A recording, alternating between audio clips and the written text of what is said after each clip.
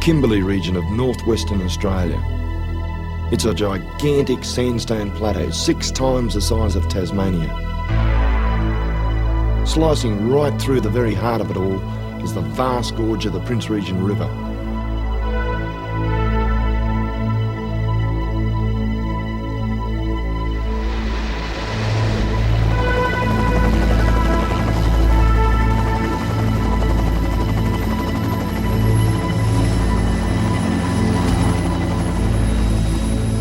Because of the harshness of the land here, very few people have been through here, and some areas remain virtually unexplored. It's a trip that I've been looking forward to for a long time.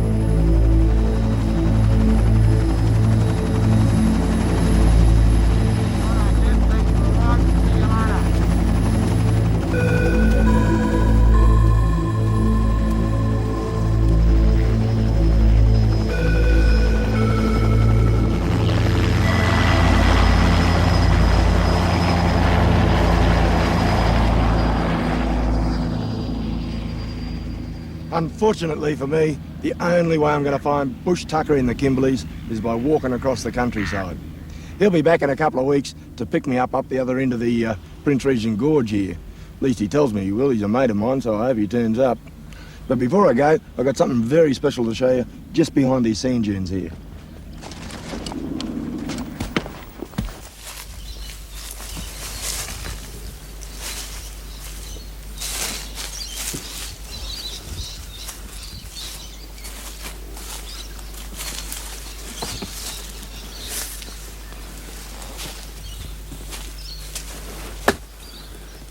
This is it. This is a boab tree. And I guess if anything's the symbol of the Kimberley country, it's got to be this fella here. They dump these nuts throughout the year all over the ground. And they're pretty interesting bits of kit too. Just have a listen. That's the nut inside rattling around. When we analyse this stuff here, we find it's got a pretty high level of vitamin C, ascorbic acid.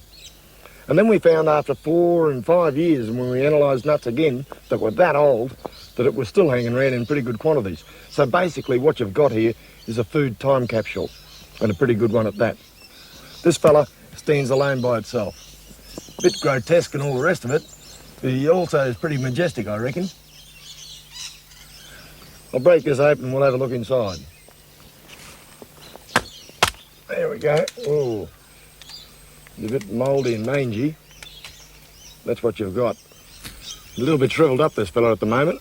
You split him in half, and you can eat this white pith here.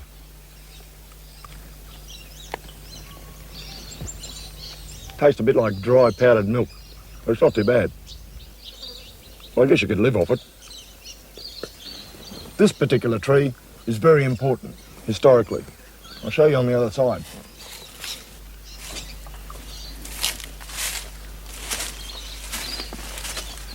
How about that?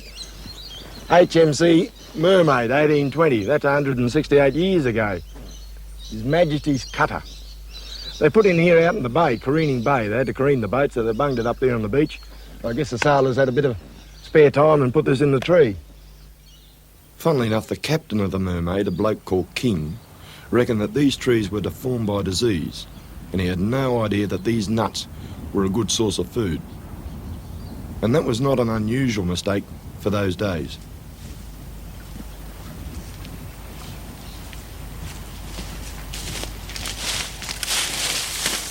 Hey, look at that. This is a little bit of bush tucker that's got its own bit of history here in Australia.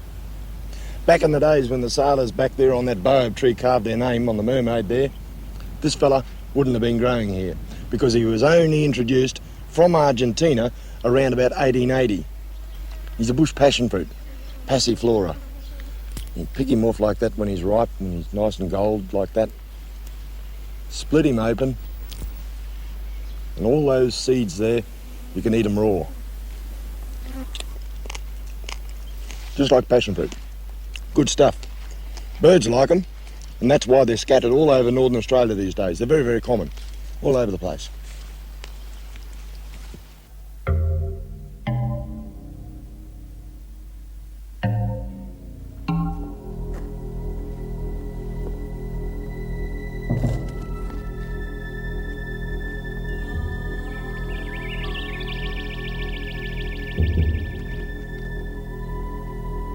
Of course, King and his men on the Mermaid were charting only the coastline.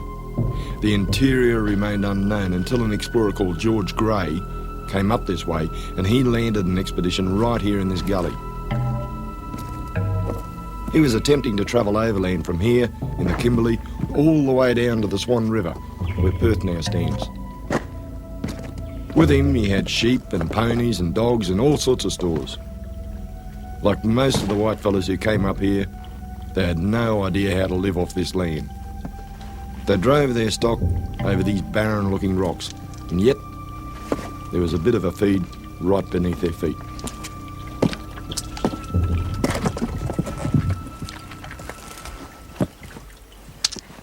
These are a little fella called mangrove snail. Well, I'll tell you what, Aboriginal people up here in the Kimberleys call them happy snails. They reckon once you eat them, they make you happy. The little characteristic about them is that they always crawl up out of the water. They're frightened of getting drowned, they tell me. You can boil them up and make a bit of an entree out of them. They're not bad either.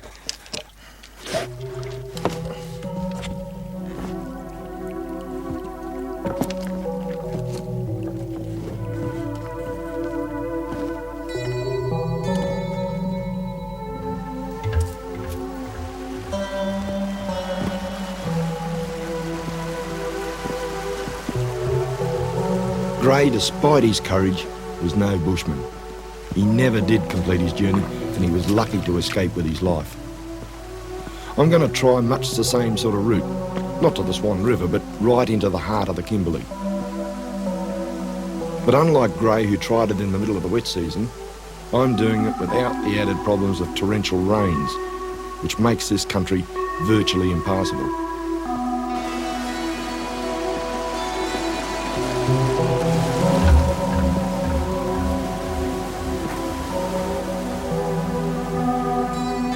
But even after all these years, there's still only one way to get up into the high country.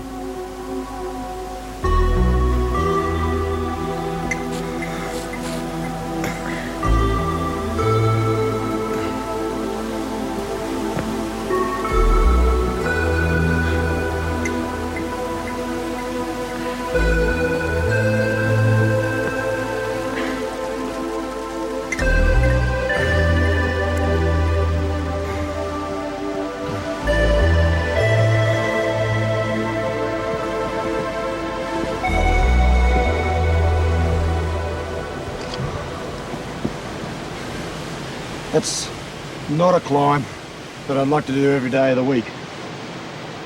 But the one thing it does do for me is separate me from the saltwater crocodiles. There's no crocodile going to follow me up here. But this high country up here does have its rewards.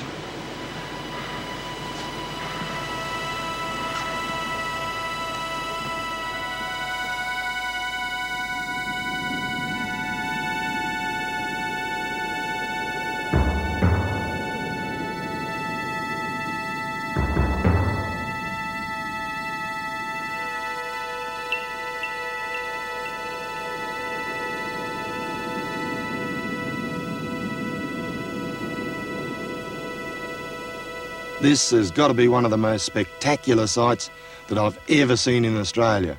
I've flown around this area before, but I've never been up here on the high country, on the ground itself. And you look back over that basin there, the St George Basin, and I reckon you could fit half a dozen Sydney harbours in there. This whole area is just so mind-blowing at this hour of the day. It's tremendous. You know when you're here that you're the only person within hundreds and hundreds of miles. Back there, we've got all the gorges running off right back into the bowels of the Kimberleys. And one of those gorges, the Prince Regent, which is back over behind that knoll over there, goes right up into the country that I'm now going to go up into. This is absolutely superb to sit up here and look at all this country. Mind-blowing.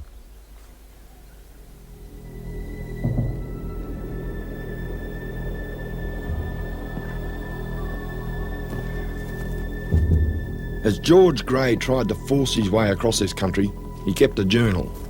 In it, he described the area as being ruins of hills composed as they were of huge blocks of red sandstone, confusedly piled together in loose disorder. And I reckon that pretty well sums it up. Gray would have found it very hard going. I don't envy him one little bit. Particularly as he would have had no choice but to go up and down the gullies and the small valleys that crisscross the Kimberley. In these he would have found the rocks giving way to areas of lush vegetation. And if he'd known what he was looking for, a few surprises.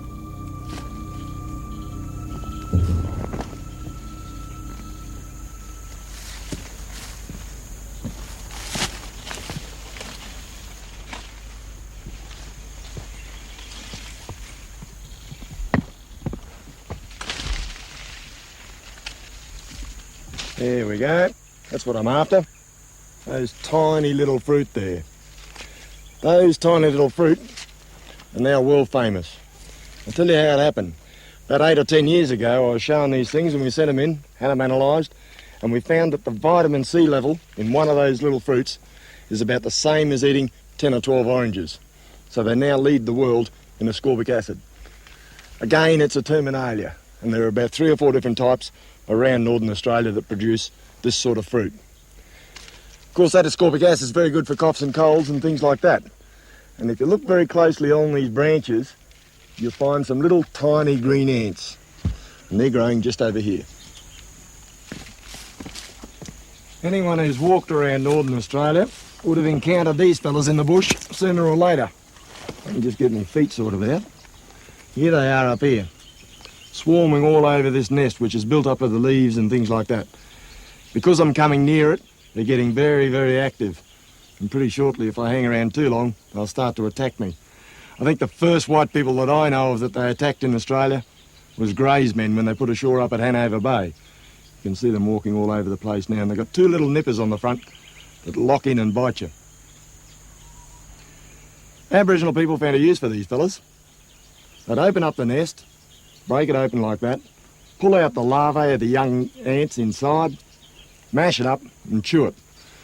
I'm not about to do that because these fellas get terribly, terribly agitated. You can see them all sitting there, standing up on their back legs, ready to attack me as soon as I go near it.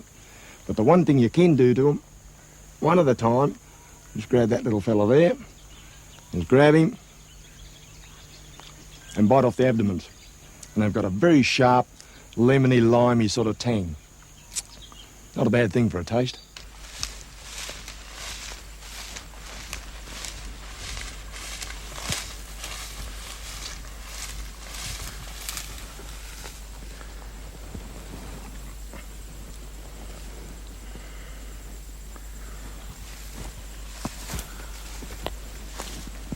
See this tall, skinny-looking turnout here? There's a thing called Terminalia grandiflora. And I only discovered him about 4 or 5 years ago up at Columbaroo.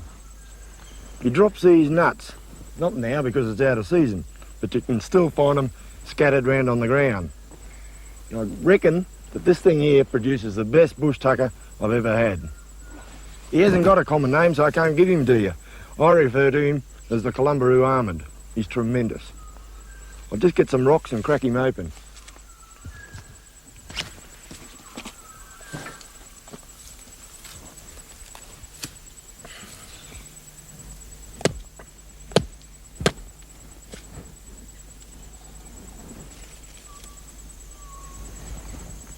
No good. Rotten. Try again. These things are pretty hard to crack open.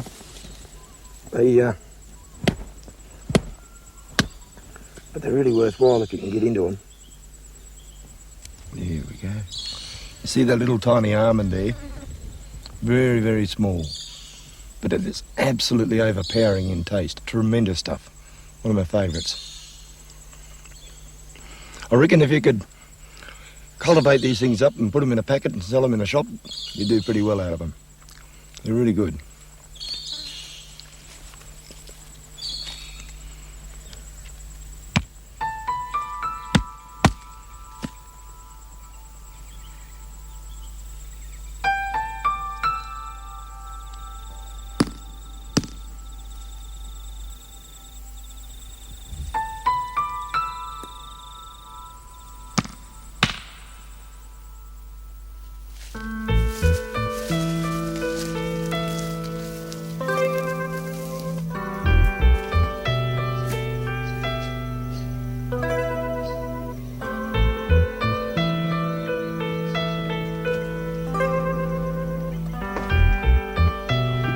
As well as food and water, you've also got to have shelter to survive in the bush.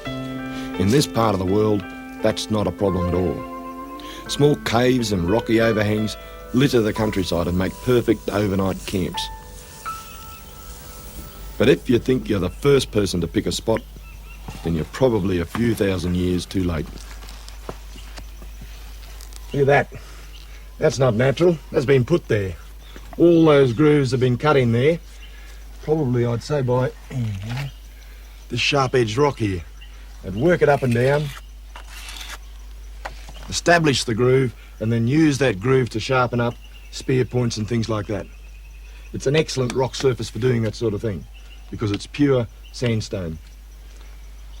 Pretty interesting stuff. Hey, down here, what have we got? That's a baler shell. It's obviously been brought up from the coast and probably used for carrying water or something like that. Obviously the Aboriginals did the same trip and journey that I'm doing at the moment. It's had a bit of a break at one stage and they've fixed it up using beeswax or spinifex resin or something like that to stop it leaking. I'll leave him back here.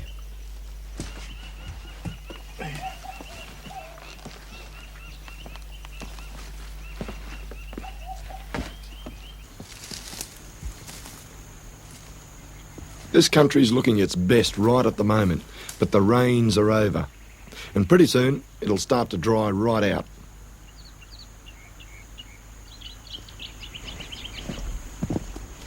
In a couple of months' time, you'll be hard-pressed to get a feed out of it. Even in the good times, you can't just go around picking tucker off any old bush or tree. You've got to know what you're doing. A lot of the plants are very poisonous and require careful treatment before you eat them. Get it wrong, and you'll end up as bush tucker for the ants.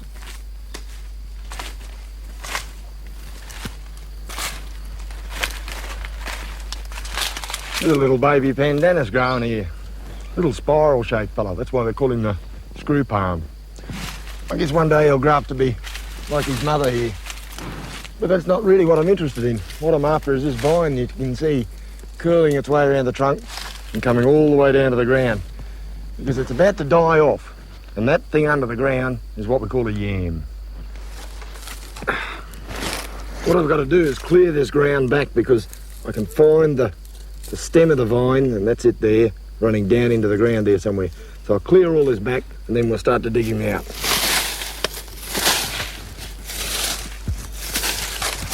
There we go.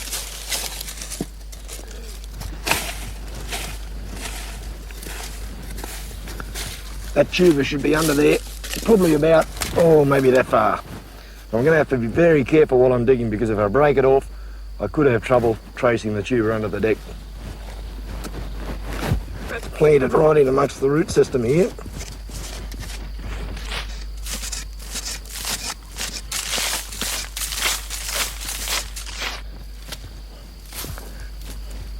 Ooh, there we go. Oh, that's only a little one.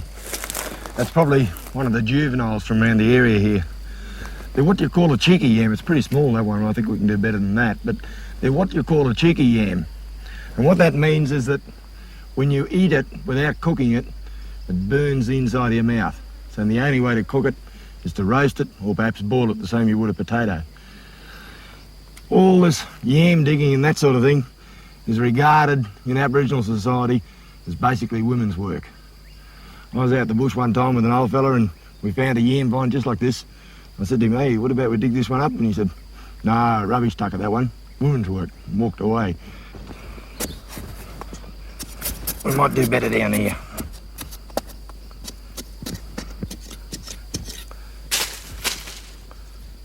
Ooh. There we go. Stabbed him with a machete, broken in two now. Bit of a dirty looking one too. There it is. You can see that bit of a potato looking thing there. That's what you cook up on the fire or boil it up in the pot and then eat him just like a potato. If I were to dig down there a bit further, I'd probably get half a dozen more of these.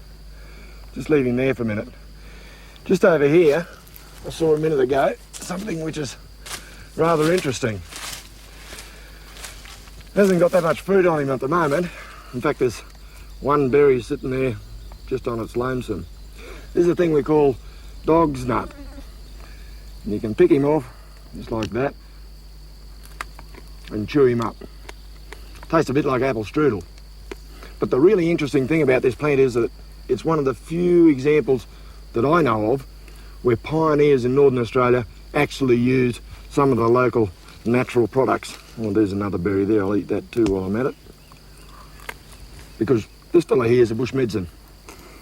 And back in the days before they had cupboards full of aspirin and all that sort of thing, they'd dig up the roots of this fella here, boil it up, sip it, and that'd cure their coughs and colds and things.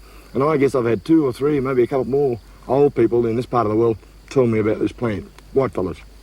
So it obviously worked. Well, they reckon it did anyway. I've never had to use it yet. Maybe one day.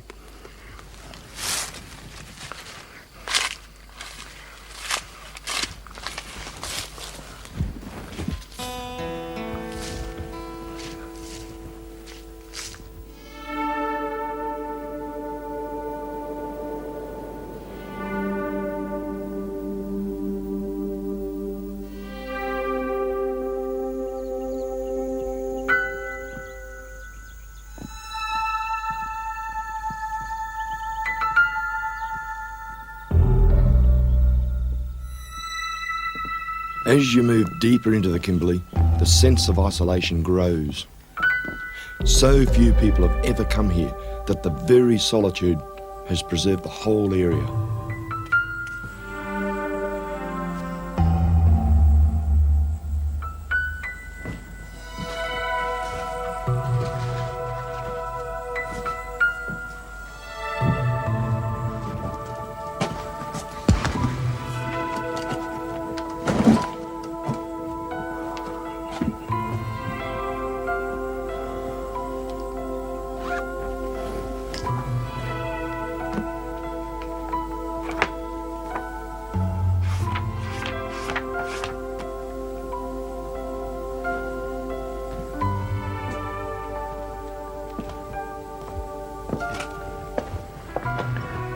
These paintings over here, they're a painting style that's called the Wandjina, and they're very common right throughout the Kimberleys. After Gray had been moving through this country for about 3 months, he found himself at this cave here. And in his journal, which I've got here, he reproduced a lot of the paintings that he saw inside the cave, including that lot up there at the end wall there. Even when Gray was here, they were very old. And I guess today they're showing the signs of wear and starting to fade quite a lot. The knowledge that the Aboriginals once held about this land is also fading away.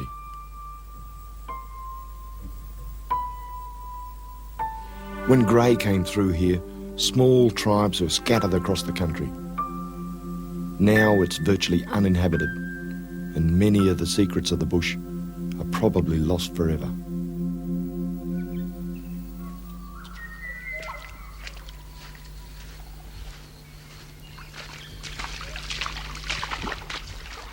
After about 3 months battling his way across the country, Gray gave up and returned back to the coast. He'd travelled only about 60 miles as the crow flies from where he'd started. But it was the lessons learnt from those old explorers that, with the aids of modern technology and maps, have enabled me to do in days what took him months.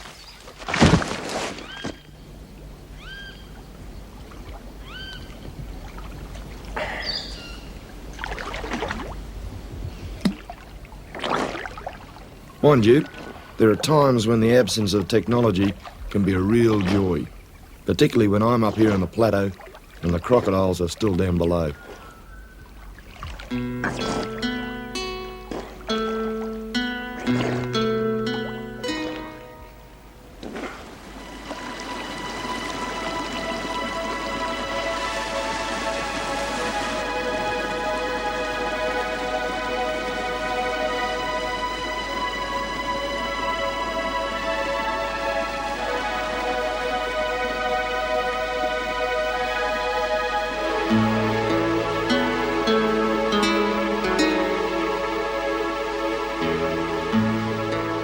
Most of the creeks and the streams around this part of the plateau take you back to one place, the Gorge.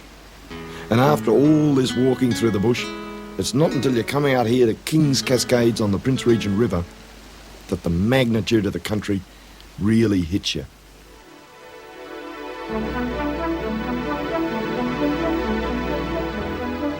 For me, it's nearly the end of the trip, but it's not going to be the last. There's so much to explore here, so much to find. I haven't even seen half of it yet. This is the real country of the Dreamtime, a place which is ruled by the sun and the wind and the rain, and certainly not by us.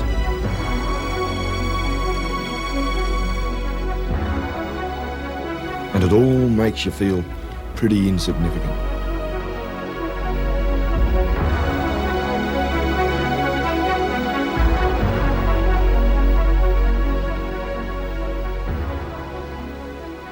Well, this is it. Almost to the very top of Prince Regent Gorge. And this is the spot where my mate with his helicopter is going to pick me up. I hope he is anyway. There's a little lure, barra lure, that I knocked up from a bit of driftwood way back on the coast at Careening Bay. I reckon while I'm waiting for him, I'll give it a try out and see if it works. Might catch myself a barramundi.